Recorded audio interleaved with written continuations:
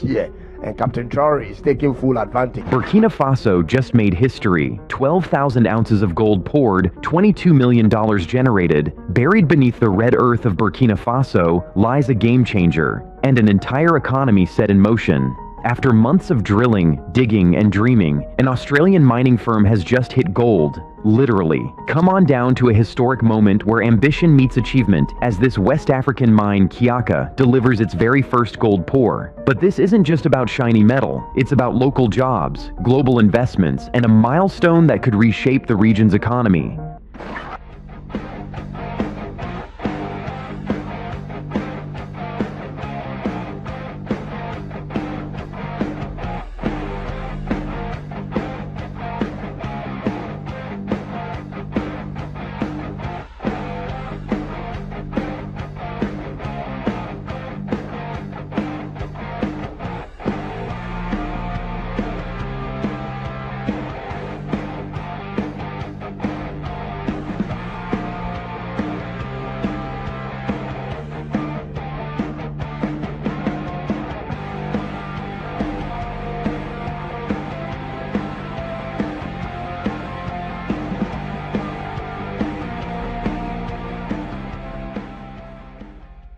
Stick around, because we're diving into how this golden moment came to life and why it matters far beyond Burkina Faso's borders. Hi everyone, this is Matt Scully, Project Director at West African Resources. Our Kiyaka Gold project in Burkina Faso has continued to progress on schedule and budget in October, with a number of milestones completed on the pathway to first production at the project in Q3 2025. On the screen here, we begin the process plant flyover at the primary crusher. 5 of 7 concrete lifts are now complete, as well as the wing walls. The structural, mechanical and piping contractor is closing in on Conveyor 1 completion, with Conveyor 2 well underway, with modules completed in the background. The flyover takes a 90-degree turn at the coarse ore stockpile reclaim chamber and heads over the wing walls and along Conveyor 3. To the left is the pebble crusher foundations and the lime silo has been installed. We head towards the grinding area with the SAG mill shells ready for installation and the main switch room to the right of the building. To the left is the gravity building where construction is well underway. We continue on over the elution and reagents area with the completed CIL tanks on the right of screen. As we head to the back end of the plant, we see the cyanide sheds completed and air services under construction. We complete this video presentation with our newly purchased 550-tonne heavy lift crane in action. The first lift was at the primary crusher with the ROM pad progressing nicely below. Next stop is the final piece of the ball mill shell safely installed. This also shows the cyclone structural steel well advanced and the thickener nearing completion. Thank you to our partners for all the hard work thus far, and we look forward to providing further updates on Kiyaka as construction continues to drive forward over the months ahead and WAF moves closer to becoming a plus 420,000 ounce per annum gold producer in 2025. Gold awakens at Kiyaka. Burkina Faso just hit a game changer. The Kiyaka Gold Project delivered its first gold pour, and it's not just metal in a mold, it's a metaphor for a country rising. Under the leadership of Ibrahim Traoré, the West African nation has fast-tracked industrial revival, and Kiyaka is the crown jewel. Owned by West African Resources, an Australian firm, Kiyaka isn't your average mine. It's set to pump out 219,000 ounces of gold annually over nearly 2 decades. That's over $400 million a year in potential revenue at current market rates. Kiyaka's launch wasn't luck. Traoré's government cut red tape, greenlit new transport corridors, and guaranteed security protection around the mining zone, a smart move in a region often challenged by instability. The first pour, completed in June 2024, was broadcast across Burkinabe state media like a moon landing, because in many ways, it is. This is the nation's largest gold development to date. Traoré's influence shows. Local hiring quotas were enforced early, and community development agreements were negotiated transparently. In nearby Tenkodogo, electricity and road upgrades have already taken shape. Kiyaka isn't just mining ore, it's mining opportunity.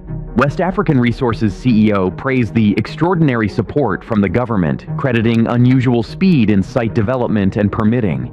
That's Traoré's fingerprints all over it. International observers now view Burkina Faso not just as a hot zone, but as a hot prospect. The Kiyaka pour wasn't an isolated event. It was a launchpad into the future, a golden one. An economic engine ignites.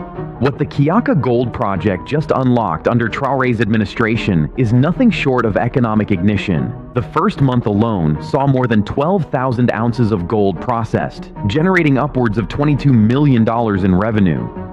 Analysts forecast Kiyaka could single-handedly boost national GDP by 1.7% this fiscal year. But it's not just top-line economics, it's the cascading effects that matter. Local suppliers around Kiyaka have seen contracts surge.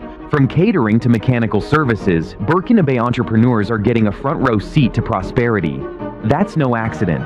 Traoré made sure local content requirements were built into Kiyaka's operational framework. Of the 1,200 people currently working at the site, over 75% are Burkinabe, and plans are underway to raise that to 90%. Infrastructure has seen a ripple too. New feeder roads have connected forgotten villages to larger trading routes. Fuel sales in Tenkodogo are up 23%. Small business registrations have doubled. And then there's the revenue share.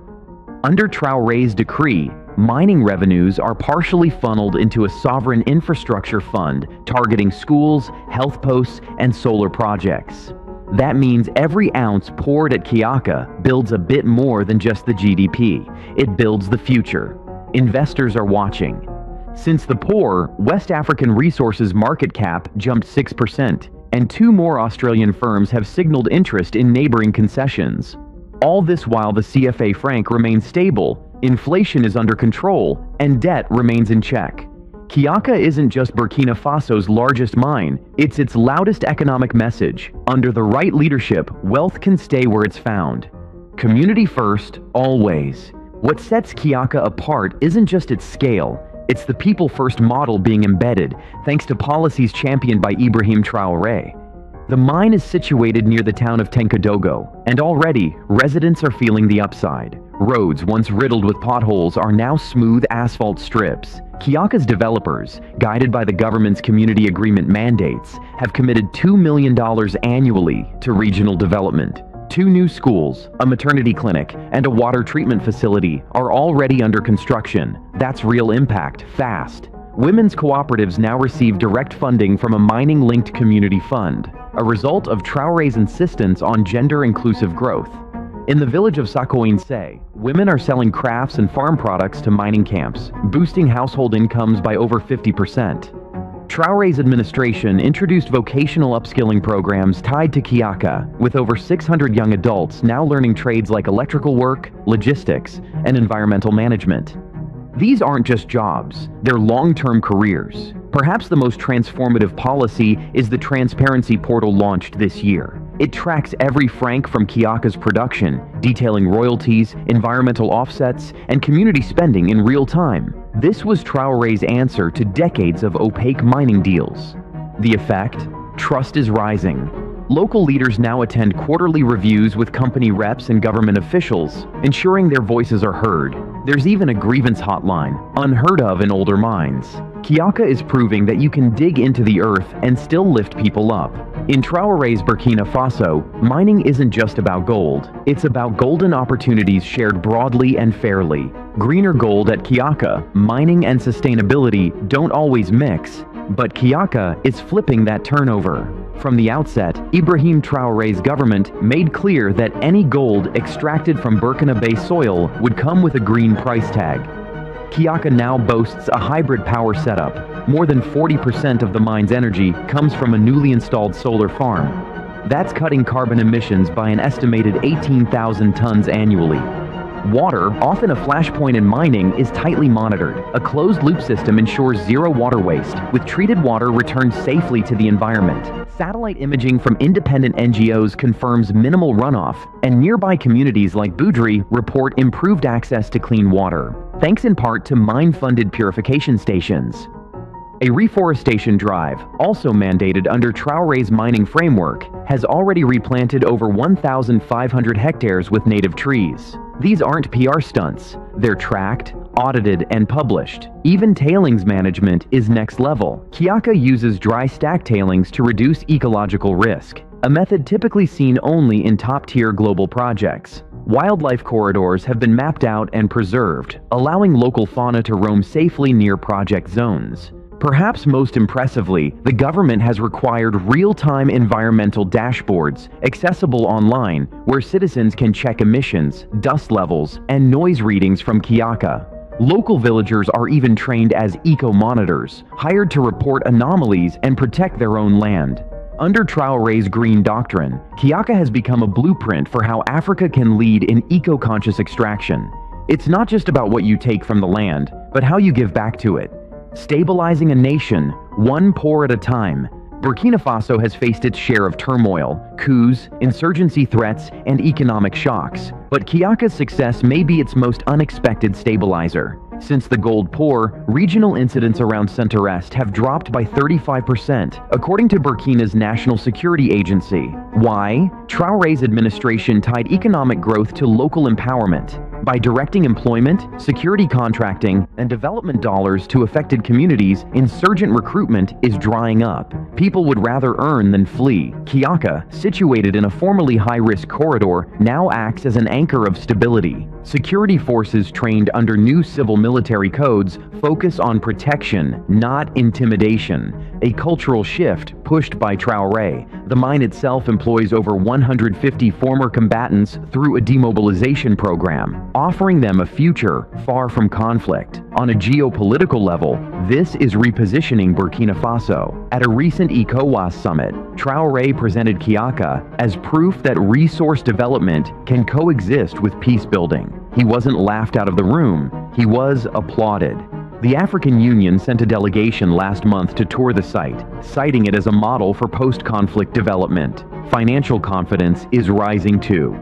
Foreign direct investment rose 12% year-on-year following the Kiyaka pour, and the World Bank reinstated a dormant credit line for infrastructure development. For a country once on the brink, Kiyaka is a literal gold standard. It's showing that mining, often the face of exploitation, can instead be a foundation for renewal. Under Traoré's leadership, the country is not just surviving, it's recalibrating its destiny, 1 ounce at a time. Scaling the future. The first gold from Kiyaka is only the beginning. By 2026, West African Resources expects the mine to hit full stride, 219,000 ounces per year. That's nearly $400 million annually in gross revenue. But Ibrahim Traoré isn't content with just exporting raw gold. His administration is actively drafting policy that would require on-site refining, potentially turning Kiyaka into the region's first vertically integrated gold facility. That would mean local value add, jobs, and even export-ready bullion with "Made in Burkina Faso" stamped in bold. Traoré's vision doesn't stop there. Talks are underway to launch a state-backed precious metals exchange in Ouagadougou, letting West African nations price gold in regional terms. International investors are lining up. 2 Canadian firms and a UAE consortium have expressed interest in joint ventures. Meanwhile, local capacity is catching up fast. A new mining engineering academy, built with Kiyaka funds, opens in late 2025 to train the next generation of Burkinabe geologists and technicians. Traoré's plan: don't just dig, design, engineer, and dominate the value chain. By 2030, Burkina aims to export not just gold, but also solar panels, processed agricultural goods, and high-tech ceramics sourced from mining byproducts, all driven by an industrial policy rooted in Kiyaka's success. The mine, once seen as a single milestone, is becoming a national model, Under Traoré's steady hand, Kiyaka isn't just a mine, it's a movement. And the pour, just the first drop in a flood of possibility. From raw ambition to refined gold, this first pour marks more than just a milestone. It signals a new era for Burkina Faso's mining frontier. As the Australian firm celebrates success, eyes are now on what's next. Deeper veins, bigger yields, and broader impact. Will this be the start of a gold rush in West Africa? Or just a glimmer of what's possible? Smash that like button if this gold rush inspired you, and subscribe for more untold stories from Rising Africa. Until next time, stay curious and stay golden.